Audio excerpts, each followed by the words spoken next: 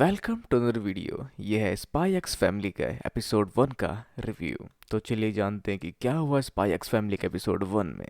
तो उसकी शुरुआत में एक गाड़ी का एक्सीडेंट हो जाता है क्योंकि किसी ने उसके ब्रेक को फेल कर दिया और एक जंग का आगाज है दो देशों के बीच में। जंग पूर्व के देशों की पश्चिम के देशों पर, जिस वजह से इनको अपना एक बेस्ट एजेंट अपॉइंट करना पड़ेगा, ट्वाइलाइट, जहाँ हम कहानी मार्ग देख पाते हैं कि किसी को कोई सबूत दिया जा रहा है और वो सबूत लेके निकल जाता है जो उसको काफ़ी एसेंशियल होती है। और ये सारे डॉक्यूमेंट शायद इन्फॉर्मेटिव होते हैं, पर तभी कोई और भी वहाँ पहुँचता है जो इन सारे एविडेंस को लेने आया था। तो वो कौन था जो सारे एविडेंस लेके गया?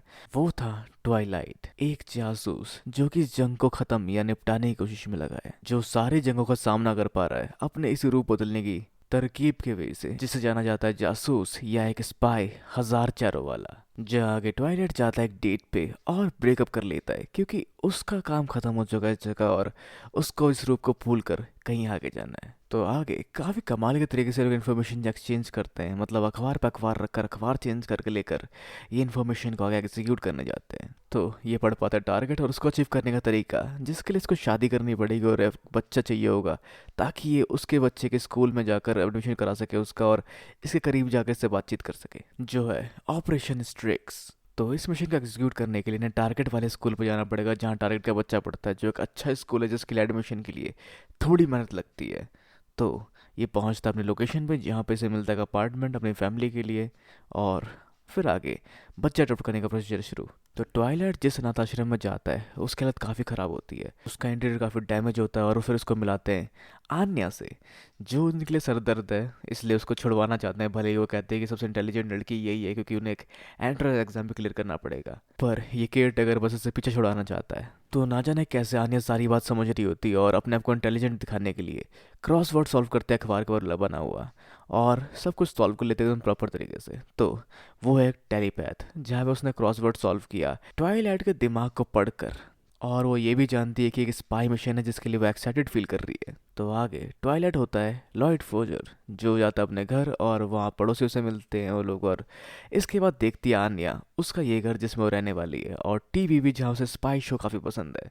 पर तभी लॉयड जा रहा होता है कुछ खाने पीने की चीज़ लेने के लिए इन सब के लिए, और उस एडवेंचर में इसे ज्वाइन करती है आन्या भी। और आन्या रास्ते में उसका दिमाग ही पड़ रही होती है, जहाँ फौजर सोच रहा होता है कि अगर इस समय कोई दुश्मन आया तो उनसे लड़ना मिले थोड़ा मुश्किल हो सकता है, और आन्या वो सुन के डर जाती है और छुप जाती है, जिससे दोबारा वो सोचता है और उसको पड़ रही होती है आन्या, जहाँ वो सोचता है कि मुझे से अच्छी दोस्ती बनानी पड़ेगी ताकि इसको समझ कर मैं दुनिया की शांति को कायम रख सकूँ। और आन्या ये समझ पाती है कि इसको समझना पड़ेगा लॉयड को, और वो बताती है कि उसे पसंद है पीनट्स। पर उसकी बेवकूफ़ी को देखो लगता है कि शायद ये उस काम लायक ना हो, जहाँ शायद बच्चे से को चेंज करना पड़ेगा। पर तभी वो रोना शुरू करती थी कि मुझे मत छोड़ो, मुझे मत छोड़ो, और लॉयड को उसे दिलाना पड़ता है पीनट्स। और रास्ते में आते हुए उसे थकावट होती है और वो सो जाती है लॉयड की गोदी में। तो वो उठा लाता है बहुत सारी किताबें समझने के लिए बच्चों को, कि कैसे बच्चे को समझे और क्या चाहते हैं आखिर बच्चे। तो उसे पढ़ाना ही पड़ेगा टेस्ट की तैयारी कराने के लिए, जहाँ जिसके लिए आन्या नहीं मानती, और लॉयड उसको छोड़ के कमरे में, मतलब अकेले घर पर निकलता है आगे। पर वो उसका पीछा कर रही होती है, जहाँ पे लॉयड अपने गेट के आगे रखता है बड़ा सा कुछ जिससे वो निकल ना सके अंदर से बाहर। तो आगे वो लेते हैं इन्फॉर्मेशन इस सब चीज़ों के बारे में, मतलब जहाँ से मिल जाता है एग्ज़ाम का पैटर्न जिस एग्ज़ाम को अटेंड करने वाली है आन्या, और थोड़ी बहुत आन्या की इन्फॉर्मेशन भी, जहाँ उसको 4 बार अडॉप्ट किया गया और 4 बार उसको वापस कर दिया गया है, और वो 2 अनाथ आश्रम बदल चुकी है।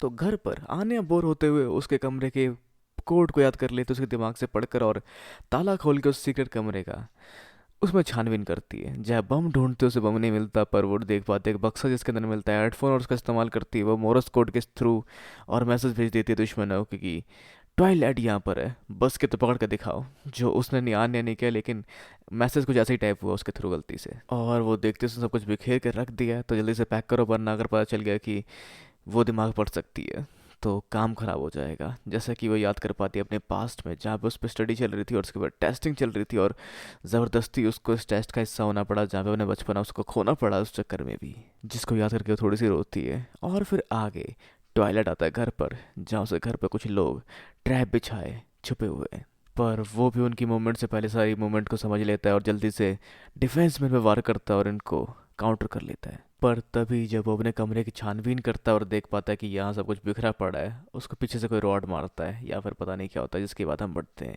विलन्स के हेडक्वार्टर में, जिन लोगों ने पकड़ रखा आन्या को और उसको वो हॉस्टेज की तरह इस्तेमाल करने वाले हैं। और आन्या देख पाती है गन विद पिस्टल, जिसकी उसको डिमांड थी और उसे काफ़ी पसंद था, लेकिन वो डरी हुई है यहाँ पे क्योंकि उससे किसी की हत्या हुई है यहाँ पे, क्योंकि उसने दुश्मनों की तरफदारी करते हुए कुछ कह दिया। तो दुश्मन की तरफदारी करना भी दुश्मनी है।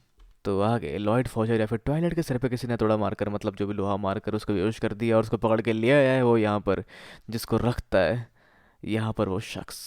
पर तभी पता चलता है कि जो रखा हुआ बंदा है वो वही बंदा है जिसने उसको रखा है, मतलब कि जो जिसने उसको रखा है वो नहीं, जिसने उसको रखा है वो है लॉयड फॉजर यानी कि ट्वाइलाइट। और वो इस कन्फ्यूजन का फ़ायदा उठाते हुए आन्या को वहाँ से लेके भाग जाता है और आन्या रोना शुरू कर देती है। जहाँ वो याद कर पाता है रोने की आवाज़ से चिढ़, क्योंकि वो बचपन में वो भी रोया था किसी चीज़ को लेकर, जहाँ उसने सोचा था कि वो ऐसा कुछ करेगा कि किसी को दोबारा रोना ना पड़े। तो आन्या को बाहर ले जाकर उसको लिख के देता है कुछ कागज मर, कहते हैं पुलिस को दो, मैं और तुम्हारे पापा गेम खेल रहे थे, अगर तुम इसको पुलिस को दोगे तो तुम जीत जाओगी। जहाँ उसमें जो लिखा है उसको अगर पुलिस वाले पढ़ेंगे तो आन्या को दोबारा ऑर्फनेज में डाल देंगे, मतलब किसी और अनाथ आश्रम में डाल देंगे, क्योंकि यहाँ पर वो बच्चों को इसमें इन्वॉल्व नहीं करना चाहता और उनकी ज़िंदगी खतरे में नहीं डालना चाहता लॉयड फोर्जर, जिसकी वजह से वो आन्या को ऐसा लिख कर दे रहा है ताकि वो दोबारा किसी दूसरे अनाथ आश्रम में जा सके।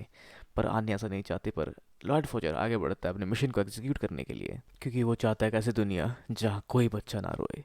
जिस सब बातों को उसके दिमाग से पढ़ लेती है आन्या और भागती हुई सी रुक जाती है, तो अंदर एक ट्रैप सेट करके आ चुका था लॉयड फोर्जर यानी कि ट्वाइलाइट, जिस पे पैर रखते ही ऊपर से पाउडर की बारिश होती है। और ये कोई आम पाउडर नहीं, गन पाउडर होता है, मतलब ये लोग गोली बंदूक का इस्तेमाल नहीं कर सकते। तो उन सबकी बंदूक छीन के लॉयड फोर्जर इन सबको न्यूट्रलाइज कर देता है और इनके लीडर को उसकी बेटी के बारे में बताता है, जिसको कि लास्ट टाइम वो डेट कर रहा था और जिससे उसने लास्ट टाइम ब्रेकअप किया था। तो ये उसके बारे में सब कुछ जानता है, उसके शरीर का हर एक चप्पा चप्पा, साथ में उसकी सारी बुरी आदतें और क्राइम्स भी।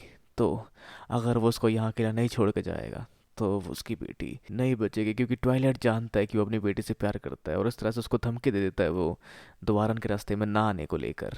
तो आगे जब वो घर वापस लौट रहा होता है वो देखता है आन्या को घर के बाहर बैठी हुई, और जैसे उसके पास जाता है वो पापा पापा करते हुए उसके पैर को पकड़ लेती है। जहाँ वो बताते हैं कि वो एक अंकल के साथ खेल रही थी पकड़म पकड़ाई, जहाँ वो जानते कि वो यही था, पर ओवरऑल ये थोड़ी सी डर गई थी और अब सब कुछ लगभग ठीक है। और वो कहते हैं कि उसको घर जाना है, हमारे घर, और अगर वो उसको छोड़ के जाएंगे तो वो रोएगी। जहाँ लॉयड फोर्जर किसी बच्चे को रुलाना नहीं चाहता, ऐसा उसने कहा था, जिसको रीड कर लिया आन्या ने, क्योंकि वो भी समझ पाता है कि आन्या को 4 घर से निकाला गया है और दोबारा दोबारा अलग अलग अनाथ आश्रम में डाला गया है।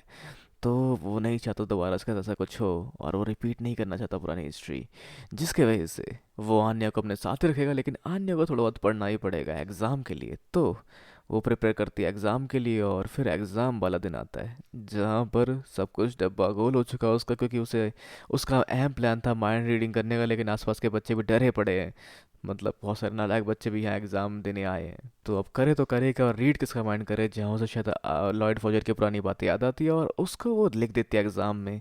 और आगे रिजल्ट की बारी, जहाँ उसका रोल नंबर है K 212 और वो शायद पास हो गई है। तो इस सबसे एग्जॉस्ट हो चुका होता है लॉयड फोजर और वो गिर जाता है घास में, मतलब बेहोश नहीं होता, बस गिर जाता थकावट से। जहाँ पर आन्या कहती है पापा मुझे मत छोड़ के जाओ, आप नहीं मुझे छोड़ के जा सकते, मैं अच्छी बच्ची बन जाऊंगी। मतलब मरा नहीं है यार वो, पर ठीक है, इसके साथ एपिसोड एंड होता है और मिलते हैं इसके नेक्स्ट पार्ट में, एपिसोड 2 में, अगर आप चाहें तो, जिसके लिए आपको करना पड़ेगा सिर्फ और सिर्फ 50 लाइक इस वीडियो पे। तो तब तक के लिए मिलते हैं अगली वीडियो में। वीडियो को लाइक शेयर और चैनल सब्सक्राइब करना भी बिल्कुल ना भूलें। तब तक के लिए sayonara and have a nice day.